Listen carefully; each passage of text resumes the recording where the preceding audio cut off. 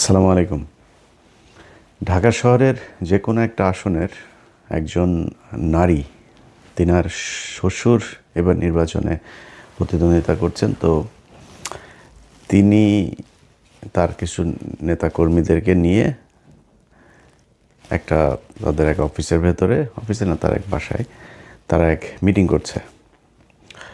তো সেই মিটিংয়ের ভেতরে এটা কিছু ভিডিও ফুটেজও আমার কাছে এসছে। তো ভিডিও ফুটেজটা সব শেষ তিনি দিতে না করেছেন, কারণ হলো ওইখানে খুব স্বল্প সংখ্যক মানুষ ছিল, আর রুমে সিসি ক্যামেরা ছিল, তারা খুঁজে বের করে ফেলতে পারে যে কোন ভিডিওটা আমার কাছে এসছে। তো ভিডিওটা আর দিচ্ছি না। যাক, এরকম মনে হয় আপনাদের এলাকাতেও হয়তো অনেকের এরকম কর্মশালা চালু হয়েছে। আমরা গেল 2 মাসের ভেতরে যদি নাকি বিএনপির কিছু লোকজনের আঞ্চলিক উঠান বৈঠক, নিজস্ব ঘরোয়া মিটিং, এমনকি জনসভার ভেতরে আমরা বক্তব্য দিতে শুনেছি যে এই নির্বাচনে ধানের শীষের বাইরে যদি কেউ যায় তাহলে তারা এই করবে সেই করবে, সরাসরি হুমকি দিয়ে করা হয়েছে। আবার হিন্দু ভোটারদের বাড়িতে গিয়ে আপনার দেখলাম তাদেরকে হুমকি দেওয়া হচ্ছে যে তোরা তো আওয়ামী লীগ করতেই, তোরা ভোট কেন্দ্রে যাওয়ার দরকার নেই, আর ভোট কেন্দ্রে গেলেই সামনে এসে তারপরে দিতে হবে, এই ভোট দেওয়া লাগবে, সিল মারা লাগবে, এরকম নানান ধরনের হুমকি টমকি দিচ্ছে। আওয়ামী লীগের লোকজনকেও এরকম হুমকি ধমকি দিচ্ছেন। তো এইসবের প্রেক্ষিতে একটা মানে কনক্লুশনে আসা যায় যে বিএনপি চেষ্টা করবে যে তারা নির্বাচনের দিন ভোট কেন্দ্রে নানান ধরনের কারচুপি করার, জোরপূর্বক মানুষকে সিল মারতে বাধ্য করা। তো বাংলাদেশের মানুষের কাছে আমার অনুরোধ থাকবে যে আপনাদের এই দেশের প্রতি অনেক দায়িত্ব আছে। ধরেন আপনি আমেরিকাতে যদি বা পশ্চিমা যেসব দেশের আপনারা অনেক ভিডিওতে সুন্দর সুন্দর শহর দেখেন, এখানে মানুষ অনেক দায়িত্ব পালন করে তার হাতে। কারণ আমি নিজেও ঢাকা শহরে যখন ছিলাম, পানির বোতল দিয়ে পানি খেয়ে ধরেন পানি শেষ হয়েছে, সেটারে ফুটবলের মতো লাথি মেরে আরেক দিকে ফেলে দিয়েছে। চকলেটের খোসা, সিগারেট, এইসব। তো এটা খুবই সহজ একটা জিনিস। হাতের কাগজ, বিশেষ করে পলিথিন জাতীয় যেসব জিনিস আছে সেগুলো আমরা কিছুই মনে করতাম না, চিপসের প্যাকেট। তো এটা এখানকার পশ্চিমা দেশের যেখানে সুন্দর সুন্দর শহর দেখেন, দেশ দেখেন, তারা এটা করে না। তাদের রাস্তার মোড়ে মোড়ে আপনার ডাস্টবিন আছে, সেখানে মানুষ নির্দিষ্ট জায়গায় ময়লা ফেলে। মানুষ ইচ্ছা করেও মানে এই আশেপাশে মন চাইলেই কোনো জায়গায় আপনার কাগজ ফেলে দিল, পলিথিন ফেলে দিল, পানির বোতল ফেললো, এটা তারা কখনোই করে না। এবং এটা যদি কেউ করেও, সেটা তার দিকে এমনভাবে তাকানো হয় যে এটা খুব মানে চিড়িয়াখানার একটা বাঁদর, তার দিকে মানুষ তাকিয়ে আছে। সো আপনাদের অনেক দায়িত্ব আছে। আপনার এই দেশ যদি আপনার এই যে বর্ষার সময় পানি বন্দি হয়, আপনার নিজের ফেলা কাগজ, আপনার নিজের ফেলা পলিথিন, আপনার নিজের ফেলা চিপসের প্যাকেট, বোতল, এগুলো গিয়ে তারপরে ম্যানহোলের ঢাকনা বন্ধ হয়, তারপরে পাইপ বন্ধ হয়ে সেখানে আপনার পানি আটকায়। সো এগুলো আপনাদের নিজেদের কিছু কাজ করতে হবে। এবার বাংলাদেশের একটা বিশেষ পরিস্থিতিতে এই নির্বাচনটা হচ্ছে। আপনারা যারা ভোটার আছেন তাদের সবাইকে ভোট দিতে যেতে হবে। অনেক কাজ থাকলেও আপনার কেউ যদি মনে করেন না আমি না গেলে সমস্যা কি, আরেকজন যাবে, আরেকজনও তো সেটা মনে করতে পারে যে সে না গেলে সমস্যা কি, আরেকজন যেতে পারে। সো এই জিনিসটা আপনারা করবেন না, সবাই ভোট দিতে যাবেন। এবং ভোট দিতে গিয়ে সেখানে যদি নাকি আপনাকে জোরপূর্বক কোনো কথাবার্তা কেউ যদি বলে, কোনো কিছু করাতে চায়, আশপাশে সাংবাদিক থাকবে, মিডিয়া কর্মী থাকবে, আপনার নিজের ফোন আছে, আপনি নিজের ফোনটা তাকে ধরবেন। আপনাদের প্রতিটি মানুষকে এক একজন সাংবাদিকের ভূমিকা পালন করতে হবে। যে এখানে কেউ আপনাকে ডেকে এনে তারপরে বললো এই যে আপনার ভোটার আইডি কার্ড দেন, আপনার দেন, আপনার নাম্বার নিয়ে গেল, বা আপনার বললো যে আমার সামনে ভোট দাও বা এই মার্কায় ভোট দাও। কোনো দলকে, আমি কোনো বিশেষ দলের পক্ষে বলছি না, কোনো দলকে, কোনো দলের প্রার্থী, সেটা জামাতের কোনো প্রার্থীও যদি হয় তাকে ধরবেন, তাকে ধরে সেগুলোই করবেন। আচ্ছা, নির্বাচনের দিন আমার যেই ইমেলটা আপনাদের কাছে আছে 15 মিনিটস বিডি, আমি স্পেলিং করি আপনার 15minutesbd@gmail.com, 15minutesbd.com। @gmail.com। এখানে আপনারা গুরুত্বপূর্ণ ভিডিও নির্বাচনের দিন পাঠাতে পারবেন। আপনাদের পাঠানো ভিডিওগুলো আমরা প্রচার করব। সো সবাই ওই দিন নিজেদের চোখ কান খোলা রাখবেন, নিজের ফোনটা হাতে রাখবেন, কোনো কিছু ঘটলেই সেগুলো ভিডিও ধারণ করবেন। যে কোনো অনিয়ম কারচুপি যে দলই করতে চাক সেটা আপনারা আমাদেরকে পাঠাবেন। এখন বিএনপিকে কিছু জিনিস বলি। ধরেন বিএনপির যেই আচার আচরণ, এটার সাথে 2018 সালের যে নির্বাচন সেটার কিছুটা মিল পাওয়া যায়। 2018 সালের নির্বাচনে এই যে আজকের চান্দা আব্বাস যিনি বিশাল ক্ষমতার অধিকারী, এখন নিজের বিরাট ভাবসাব মাস্তানি করে, এই যে সেখানে এমপি প্রার্থী নাসির উদ্দিন পাটোয়ারি, সহজ সরল একটা মানুষ, এর উপরে ডিম মারে, এখানে মারধর করে, ওইখানে ধাক্কাধাক্কি করে, নানান ধরনের সমস্যা তৈরি করছে তার প্রচারণায়। তো এই চান্দা আব্বাস নিজেরা এখন বিশাল ক্ষমতাশালী মনে করছে, অথচ এই চান্দা আব্বাসকে 2018 সালে বউ শুদ্ধ দৌড়ায় নাই। আওয়ামী লীগের ন্যাংটা পোলাপান এরা দৌড়ায় নাই এই বউ শুদ্ধ দুইটারে। যদিও সেই নির্বাচনে মির্জা আব্বাস এই আওয়ামী লীগের সাথে আতাত করেই তিনি হ্যাডম দেখিয়েছিলেন, কি হবে, কতটুকু যাবে, কতটুকু গেলে কি হবে, এগুলো সব কিছু তাদের পাতানো। ধরেন কোনো এমপি মন্ত্রী কেউ বের হইতে পারে নাই বিএনপির, শুধু মির্জা আব্বাস আর চান্দা আব্বাসের বউ, ওনারা বের হতে পেরেছেন। সো আমরা এগুলি বুঝি। উনি পুরো আওয়ামী লীগের সময় ওনার ঢাকা ব্যাংকের পুরো প্রফিট নিয়ে তারপরে বাজার করেছেন। তো তিনি যেই নির্বাচনে গিয়েছেন আর আওয়ামী লীগ তাকে এমনিতেই তিনি এইভাবে সাহস দেখিয়ে তারপর গিয়েছেন, এটা না। এরপরে কত কান্নাকাটি মিডিয়াতে, এগুলো আপনারা মির্জা আব্বাসের দেখেছেন। আজকে তাদের বিশাল ক্ষমতা। তো এই যে ক্ষমতাগুলো দেখাচ্ছে, 2018 সালে আওয়ামী লীগ ঠিক একই ধরনের ক্ষমতা দেখিয়েছে, কিন্তু সেই আওয়ামী লীগ যে ক্ষমতাটা দেখিয়েছিল সেটার সাথে এইবারের পরিস্থিতির বিস্তর ফারাক। আপনি আওয়ামী লীগ যা করেছিল সেটা বিএনপির পক্ষে বা জামাতের পক্ষে করা সম্ভব না। কেন সম্ভব না সেটা বলি।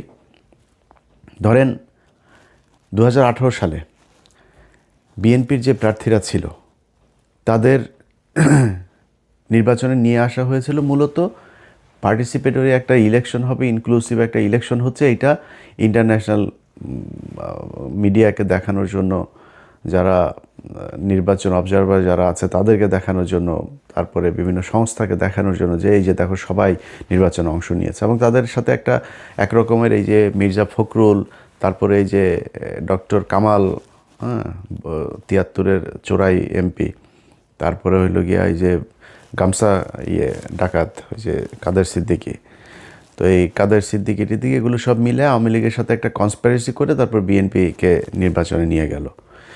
সেই নির্বাচনের ফলাফল কি ঘটেছিল, সেই আলোচনার নামে, সংলাপের নামে শেখ হাসিনা কি নাটক করেছিল আপনাদের সব মনে আছে। তাদের সবার স্বপ্ন ছিল যে নির্বাচনের দিন সব মানুষ নেমে আসবে, এসে তারপরে একটা কিছু করবে। বিএনপির এমপিরা, বিএনপির মনোনয়ন প্রার্থী যারা প্রার্থী ছিল, সেই প্রার্থীরা জামাত ইসলামকে বলেছিল যে তাদের নিবে না, চেতনা। সেই চেতনা দেখাইতে যায় এই যে গামছা কাদের আর হইল গিয়া কামাল চোরা, এদের সাথে মিলে তারপর চেতনা দেখাইতে গিয়া জামাত ইসলামকে বাদ দিয়ে দিল।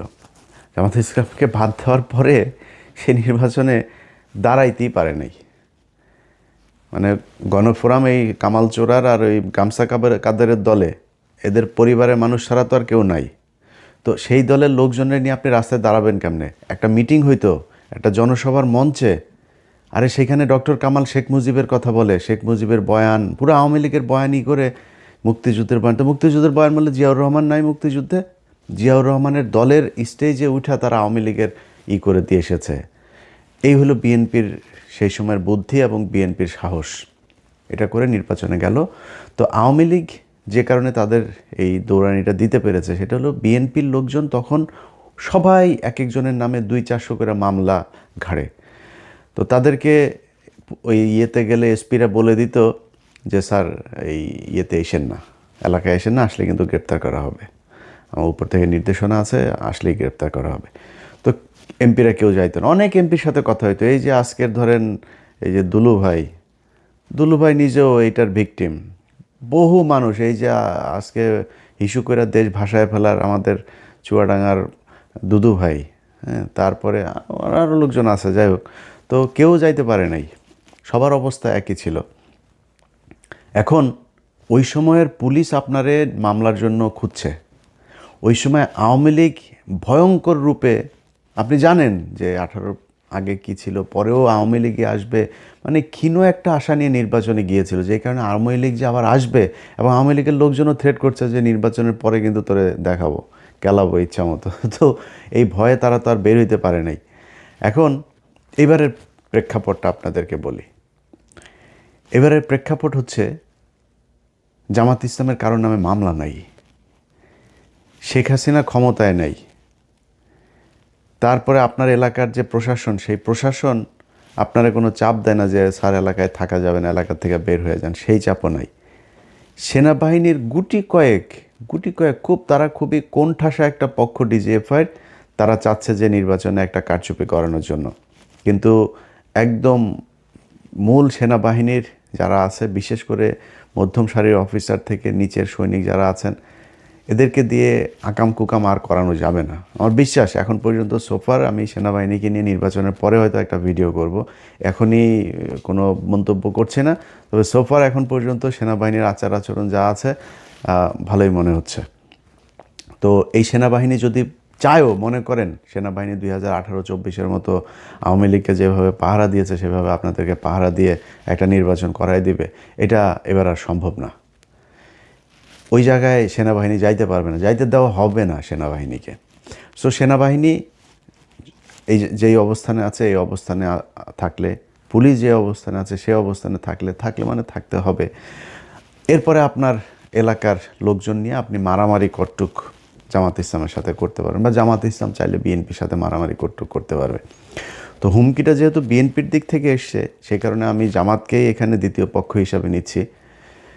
বিএনপিকে মাথায় রাখতে হবে, 2000 সম্ভবত 21 না 22 সালে বোধহয়, না সরি 23 সালে বোধহয়, ওই যে ঢাকাতে আপনার হইল, একটা জনসভা হইল বিএনপির 10 ডিসেম্বরের যে জনসভা, সেই জনসভাতে বিএনপিরে নিয়া কিভাবে হাসিনা ফুটবলটা খেললো, এই যে হারুন, তারপরে বিপ্লব, এরা এইখানে দিবে না ওইখানে দিবে, শেষে নিয়ে গরুর হাটে দিয়েছে, মনে আছে আপনাদের? ডিসেম্বরের 10 তারিখে নিয়ে আপনার গরুর হাটে নিয়ে এরপরে তাদেরকে সেই মিটিং করাইলো। একটা ককটেল মারার পরে মির্জা ফখরুল আপনার না দিয়া, ঘোষণা না দিয়া স্টেজ থেকে নেমে দৌড় দিয়েছিল, আবার দৌড় দিয়ে এসে তারপরে আবার হ্যাঁ আগামীকাল পরশুদিন আবার ফের হরতাল হবে, অবরোধ হবে, কী যেন কর্মসূচি দিয়ে দৌড়, একটাও দাঁড়ায় নাই। না দাঁড়ায় তো লাভ হয় নাই, সবার নামে কিন্তু মামলা ঠিকই হয়েছে। নিজেরা যায়া এই রাজারবাগ পুলিশ লাইন হাসপাতালে গিয়ে ভর্তি হয়েছে পুলিশ, ভর্তি হয়ে সেগুলো নিয়েও মামলা হয়েছে। রাজারবাগ থেকে আপনার এই আওয়ামী লীগের লোকজনের দিয়ে গোয়েন্দা সংস্থা বিচারপতির হামলা করলো, সেটার নিয়েও মামলা। সো এই যে মামলাগুলো খেয়েছেন, মামলা কিন্তু খেতে হয়েছে, কিন্তু কি হয়েছে, দৌড়ে তারপরে পালাইলেন, কিছু না করেই মামলা খেলেন। একটা ককটেল, তাও বহুত দূরে, মঞ্চের থেকে বহুত দূরে এক ককটেল ফুটার পরে সব জামা কাপড় জাঙ্গা টাঙ্গা খুলার দৌড়। এটা কিন্তু বিএনপি। এত ভাব মারার কিছু নাই, একটা বালুর ট্রাক সরাইতে পারেন নাই। খালেদা জিয়া যেদিন জেলে যায় সেই দিন 5 জন মানুষ রাস্তায় নামতে পারেন নাই।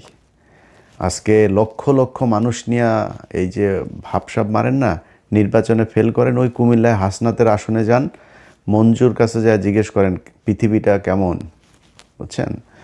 তো ওই ক্ষুধার রাজ্যে পৃথিবী যেমন গদ্যময় থাকে না, মঞ্জুর রাজ্যে পৃথিবীটা এমন গদ্যময় অবস্থা, কেউ নাই আশপাশে, অথচ মনোনয়ন পাওয়ার পরে বাড়ি ঘরে সারাদিন রমরমা অবস্থা, হাজার হাজার মানুষ মঞ্জুর ছেলেরে নিয়ে ভর্তি করায় দিয়ে আসছে রিহাবে,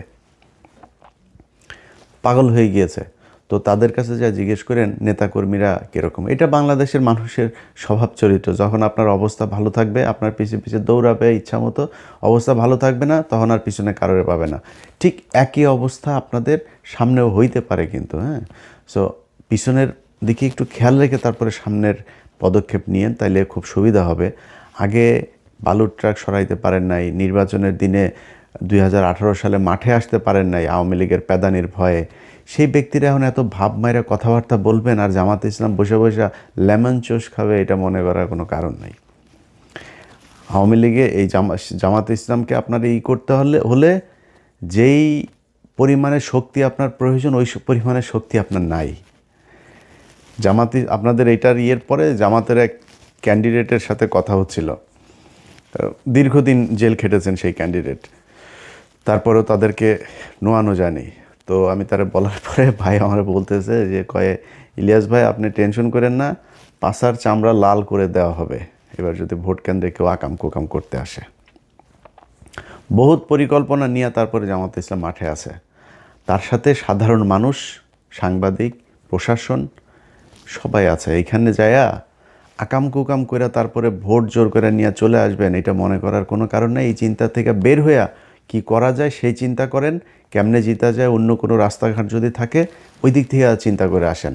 এই এমনে জোর করে তারপরে করবেন, এটা মনে করার কোনো কারণ নেই। আর সব শেষ, প্রশাসনের ভাইদেরকে বলি, প্রশাসনের কিছু কিছু লোকজন এই আজকে দেখলাম যে সালাউদ্দিনের স্টেজে এক জজ সাহেব আপনার দাঁড়ায় আছে। আপনার তো এনে কাজ নেই ভাই, আকাম কুকাম জাউরামি আওয়ামী লীগের আমলে বহুত করছেন, আর জাউরামি করতে যায়েন না। এর বাইরে কিছু পুলিশের এসপি, কিছু ডিসি আছেন, যারা যারা মনে করছেন বিশেষ কোনো দল ক্ষমতায় চলে আসছে। আমরা কিন্তু এখনও ওইভাবে মাঠে নামি নেই। আমরা মাঠে নামবো 10 তারিখ রাত 10টায়। আমরা একটা লাইভে আসবো, ডক্টর কনক সারোয়ার, তারপরে পিনাকি ভট্টাচার্য আর আমরা একটা লাইভে আসবো। আমরা 10 তারিখ থেকে ক্যাম্পেইন মূলত শুরু করবো। সো ক্যাম্পেইন কিন্তু এখনও শুরু করিনি। আপনাদের এই কয়দিন দেখলাম পরিস্থিতিটা কি, কোন দিকে যায়, কাদের কি অবস্থা, ওটা দেখে এখন নামছি আমরা। সো এখন যদি নাকি এই 10 তারিখের পর থেকে অলরেডি আপনারা মাঠে যারা আছেন তারা নিজেরাই বুঝেন কোন দিকে মানুষ কারে ভোট দিতে চাইতেছে। আমরা আর বলি না, অনেকে কাউকে 30টা দিয়েছে, কাউকে 280টা দিয়েছে। আমরা ওই ক্যালকুলেশনে এখন যাচ্ছি না, ক্যালকুলেশনে যাব, সময় আছে এখনও, এত তাড়াহুড়া করেন না। প্রশাসনের যারা মনে করছেন যে কেউ একজন ক্ষমতায় চলে আসে, এটা মনে করে তারপরে লুঙ্গি ধরে পেছনে পেছনে পা চেটে পোঙা টোঙা চেটে তারপরে পেছনে পেছনে ঘুরছেন, এই পোঙা চাটা যেগুলি আপনার এই প্রশাসনের লোকজন আছেন, তাদেরকে বলবো 5 তারিখে যেই রেহাইটা পেয়েছেন না, এটা সামনের পরিস্থিতি যদি আসে তাহলে ওই রেহাইটা পাবেন না, এই আর সুযোগ আপনাদেরকে দেওয়া হবে না। ঠিক একইভাবে গণমাধ্যমের অনেক লোকজন আছেন, তাদের ভিতরেও যারা যারা কিনা বিশেষ বিশেষ দলের হয়ে তারপরে কাজ করার চেষ্টা করে যাচ্ছেন, তাদের আসল রূপ আমরা জানি কে কোন দিকের। সো তারা, আমি বিশ্বাস করি যে একটু সাবধান হয়ে করবেন। রাস্তাঘাটের অবস্থা কি, এটা আপনারা যেহেতু সাংবাদিকতা করেন আপনারা খুব ভালো করে জানেন মানুষ কাদেরকে ভোট দিতে চায়, কী করে। মানুষের কাছে জিজ্ঞেস করলে ভাই কোনো কথা নাই, মানুষের কাছে জিজ্ঞেস করলে কথা একটাই, ভাই আমরা এবার চাঁদাবাজে ভোট দিব না। আর এইটা বলার সাথে সাথে একটা দল বোঝা যায় যে ভোটটা আসলে কারে দিবে। সো ভোট কারে দিবে এটা আপনিও জানেন, আমিও জানি, আমরাও জানি। একটা নীরব বিপ্লব ঘটবে, এই দেশের মানুষ ভারতের বিরুদ্ধে রায় দিবে, চাঁদাবাজদের বিরুদ্ধে রায় দিবে, টেন্ডারবাজদের বিরুদ্ধে রায় দিবে, ধর্ষকদের বিরুদ্ধে রায় দিবে, হাদির হত্যাকারীদেরকে যারা সহায়তা করেছে, যারা হাদির বিপক্ষে দাঁড়িয়েছে তাদেরকে রায় দিবে, যারা জুলাই সনদের বিপক্ষে দাঁড়িয়েছে তাদের বিরুদ্ধে রায় দিবে, যারা ভারতের সাথে এই মিলেমিশে ভারতীয় যেসব হ্যাকার আছে তাদেরকে টাকা পয়সা দিয়ে একটা রাজনৈতিক দলের শীর্ষ ব্যক্তির টুইটার অ্যাকাউন্ট হ্যাক করায়, তাদের বিরুদ্ধে বাংলাদেশের মানুষ রায় দেবে, এটা আমাদের বিশ্বাস। সবাই ভালো থাকবেন। যারা যারা, সবশেষ আবারও বলি, এই কেন্দ্র দখলের এই স্বপ্ন দোষ নিয়ে ঘুমাচ্ছেন, তাদেরকে বলবো কাপড় চোপড় খুইলা সুন্দর করে ধুয়া টুয়া তারপরে পাক পবিত্র হইয়া এরপরে যায়েন, কেন্দ্রে যায়েন, তাহলে কিন্তু পাছা লাল করিয়া দিবে।